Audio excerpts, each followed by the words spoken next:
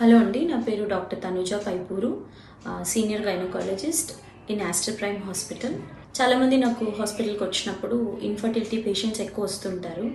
So first దాని గురించి వెళ్ళే ముందు ఇన్ఫర్టిలిటీ అంటే ఏంటి, ఇన్ఫర్టిలిటీ ఎందుకు వస్తుంది, ఇన్ఫర్టిలిటీ వచ్చినప్పుడు మనం ఏం చేయాలి, సో ఇవన్నిటి గురించి we will just talk about few things.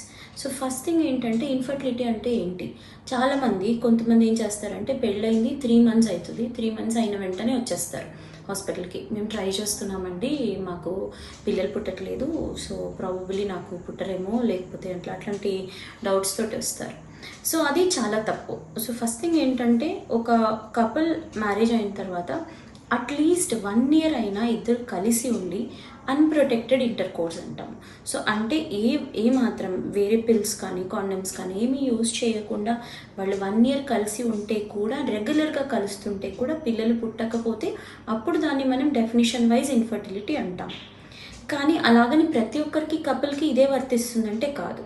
ఇవాళ రేపు ఏమవుతుందంటే చాలామంది 30 years తర్వాత పెళ్లి చేసుకోవడం, 35 years తర్వాత పెళ్లి చేసుకోవడము, చదువులని, కెరియర్స్ అని, సో ఇలాంటి వాటి వల్ల హై ఎయిమ్స్ ఉండడం, అంబిషన్స్ ఉండడం వల్ల చాలామంది చేసుకోకపోవడం వల్ల ఏమవుతుందంటే 35కో 34కో లేదా ఆఫ్టర్ 30 వచ్చిన వాళ్ళకి మాత్రం ఏం చెప్తామంటే, మీరు ఇన్ కేస్ పెళ్ళైన వెంటనే ప్రెగ్నెన్సీ ప్లాన్ చేసుకుంటే మాత్రం వెంటనే డాక్టర్ దగ్గరికి వెళ్ళి కావాల్సిన టెస్ట్లు, అంటే మీ ఎగ్ రిజర్వ్ ఎంత ఉంది, ఎగ్ క్వాలిటీ ఎంత ఉంది, ఎట్లా ఉంది, మీ హార్మోన్స్ ఎట్లా ఉన్నాయి, మీ బ్లడ్ ఎట్లా ఉంది, ఇవన్నీ చెక్ చేయించుకొని ఆ తర్వాత వెంటనే ప్రెగ్నెన్సీ ప్లాన్ చేసుకోండి. అదే మీరు 20s to 30s మధ్యలో ఉంటే మాత్రం 1 year గ్యాప్ తీసుకొని న్యాచురల్గా ట్రై చేయండి. బట్ ఇన్ కేస్ మీకు పీరియడ్స్ రెగ్యులర్గా రావట్లేదు అనుకోండి, అలాంటప్పుడు మాత్రం కంపల్సరీ డాక్టర్ని వెళ్ళి కలవడం చాలా ఇంపార్టెంట్. సో ఇది కొంతమంది ఏం చేస్తారు, 2 years 3 years అయినా పెళ్ళైన తర్వాత డాక్టర్ని కలవరు, ఎందుకంటే వస్తుంది అని. సో ఇక్కడ ఏమవుతుందంటే ప్రైమ్ టైం అనేది, చాలా ఇంపార్టెంట్ టైం అనేది వేస్ట్ అయిపోతుంది. దానివల్ల ఏమవుతాయి, ప్రతి మంత్ ఒక ఎగ్ రిలీజ్ అయిపోతుంది మనకు. మేల్స్ అనుకోండి, వాళ్ళు 50 to 60 years అయినా కూడా ప్రెగ్నెంట్ ఫాదర్స్ అవ్వగలుగుతారు. కానీ మదర్స్ ఏమవుతుంది, వాళ్ళకి ఏంటంటే నెంబర్ ఆఫ్ ఎగ్స్ చాలా లిమిటెడ్గా ఉంటాయి కాబట్టి ప్రతి మంత్ ఒక మంచి ఎగ్ వెళ్ళిపోవడం వల్ల ఏమవుతుందంటే వాళ్ళు ప్రైమ్ టైం కోల్పోతారు. సో అలాంటప్పుడు కూడా మీరు ఇన్ కేస్ ఫ్యూచర్లో మీ కిడ్స్ ప్లాన్స్ ఉంటే 2 to 3 years డిలే చేయడం మాత్రం మంచిది కాదు. సో ఇది ఒకటి గుర్తుపెట్టుకోవాల్సిన విషయం. నెక్స్ట్ పాయింట్ ఏంటంటే, మీరు వెళ్ళిన తర్వాత చాలామంది భయపడతారు, అమ్మో వెళ్ళిన వెంటనే మనకు ఐవీఎఫ్ ఇట్లా ఏమైనా చెప్పేస్తారేమో, లేకపోతే చాలా కాస్ట్లీ ఉంటుందేమో ఇన్ఫర్టిలిటీ అనే అపోహలు చాలామందికి ఉంటాయి. అలా ఏమీ ఉంటుందండి. ఫస్ట్ అయితే మీరు హాస్పిటల్కి వెళ్ళి బేసిక్ ఎవాల్యుయేషన్ చేయించుకుంటే, ఇద్దరు చేయించుకోవాలి, మేల్స్ చేయించుకోవాలి, ఫీమేల్స్ చేయించుకోవాలి. ఎందుకంటే ఇవాళ రేపు మేల్ ఇన్ఫర్టిలిటీ కూడా చాలా హై అయిపోతుంది. సో దానివల్ల, ఎందుకంటే కోవిడ్ తర్వాత ఎస్పెషలీ ఇప్పుడున్న లైఫ్ స్టైల్ వల్ల, ఇప్పుడున్న ఎన్విరాన్మెంట్స్ వల్ల మేల్ ఫ్యాక్టర్స్ చాలా ఎక్కువైపోతున్నాయి. అంటే స్పర్మ్ కౌంట్ తక్కువ ఉండడము, తర్వాత సెమెన్లో స్పర్మ్స్ మార్ఫాలజీ కానీ అవన్నీ ప్రాబ్లం ఉండడం, ఇలాంటి ఇష్యూస్ చాలా ఉంటున్నాయి.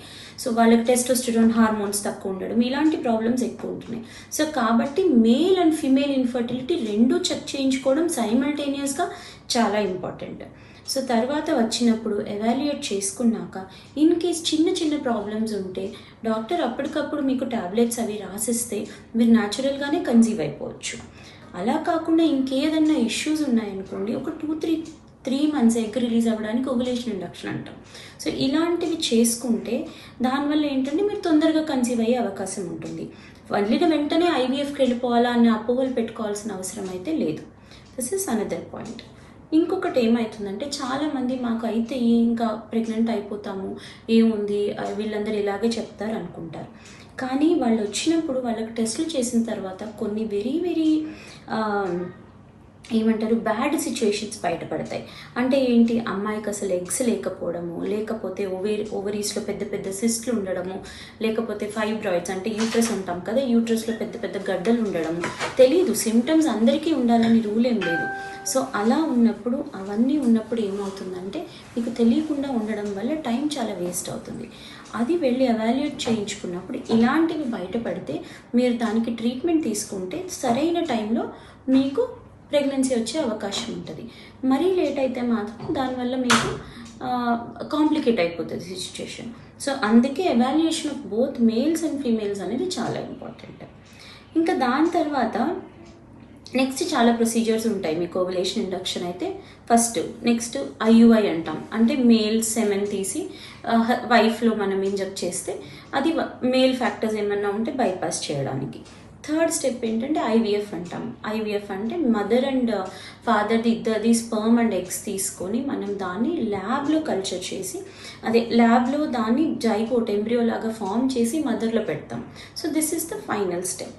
ఇందులో కూడా ఇప్పుడు రీసెంట్గా ఏఐ రావడం వల్ల అందులో కూడా చాలా అడ్వాన్సెస్ వచ్చేసాయి. సో దానివల్ల ఏంటంటే మనము మేనరికంతో వచ్చే ప్రాబ్లమ్స్ కానీ, లేకపోతే చాలామందికి రికరెంట్గా అబార్షన్స్ అవుతుంటాయి. ప్రెగ్నెన్సీ అవుతారు కానీ అబార్షన్స్ అవుతుంటాయి. సో అలాంటి వాళ్ళకి క్రోమోజోమల్ అబ్నార్మాలిటీస్ కానీ ఏమున్నా కానీ ఈ ఎంబ్రియోస్ని ముందే జెనెటిక్ టెస్టింగ్ చేసి ఆ తర్వాత బాగున్న ఎంబ్రియోస్ని ట్రాన్స్ఫర్ చేయడం వల్ల ఇలాంటివన్నీ, అంటే మనకి మేనరికం వల్ల వచ్చే ప్రాబ్లమ్స్ కానీ, లేకపోతే రికరెంట్ ప్రెగ్నెన్సీ లాస్లో వచ్చే ప్రాబ్లమ్స్ కానీ, ఇవన్నిటిని మనం బైపాస్ చేయొచ్చు. So this is the advanced things which are happening right now in infertility. ఆ తర్వాత వస్తే ఇప్పుడు ఇంకొకటి ఏంటంటే, ఇప్పుడు మీకు గర్భసంచిలో గడ్డలు ఇవన్నీ ఉన్నాయనుకోండి, ఇన్ఫర్టిలిటీ అంటే ఓన్లీ ల్యాబ్లో ట్రీట్మెంట్ అనే అనుకోవడానికి లేదు, సర్జికల్గా కూడా ఉంటాయి. ఇప్పుడు మీకు వచ్చారు, మీకు కారణం తెలియట్లేదు, ఎందుకు మీకు ప్రెగ్నెన్సీ రావట్లేదో తెలియట్లేదు, అలాంటప్పుడు ఎండోస్కోపీ ఇన్ ఇన్ఫర్టిలిటీ అంటాం. అంటే ల్యాప్రోస్కోపీ కానీ, పైన నుంచి కెమెరా వేసి చూపించడం కానీ, కింద నుంచి కెమెరా వేసి గర్భసంచిలో ఎలా ఉందో చూడడం కానీ, దీన్నే మన ఎండోస్కోపీ ఇన్ ఇన్ఫర్టిలిటీ అంటాం. ఇప్పుడు దీనివల్ల మనకు చాలా చాలా స్మూత్గా అసలు రీజన్ కనుక్కోవడం. ఒకవేళ ఫైబ్రాయిడ్ ఉందనుకోండి, మనం ముందే మయోమెక్టమీ చేసేసుకొని ఆ తర్వాత కనుక మనం ప్రెగ్నెన్సీ ప్లాన్ చేసుకుంటే చక్కగా ప్రెగ్నెంట్ అయిపోతారు. సో అది ఎండోస్కోపీ ఇన్ ఇన్ఫర్టిలిటీ అనమాట. సో మా దగ్గర ఆస్టర్లో we do a lot of infertility procedures, అంటే సర్జికల్ ప్రొసీజర్స్ చాలా చేస్తాం. సపోజ్ ఇప్పుడు మీరు ఒక పెద్ద ఫైబ్రాయిడ్తో వచ్చారనుకోండి, చిన్న కీహోల్ సర్జరీ ద్వారా ఆ ఫైబ్రాయిడ్ని తీసేసి ఆ తర్వాత మీకు న్యాచురల్గానే ప్రెగ్నెన్సీ రావడానికి హెల్ప్ చేస్తాం. ఒకవేళ ఓవరీస్లో సిస్ ఉండడం కానీ, లేకపోతే ట్యూబ్స్ ఓపెన్ అయిపోకుండా బ్లాక్ అయిపోవడం కానీ, ఇవన్నీ మనకి ఈ ప్రొసీజర్ ద్వారానే తెలుస్తాయి.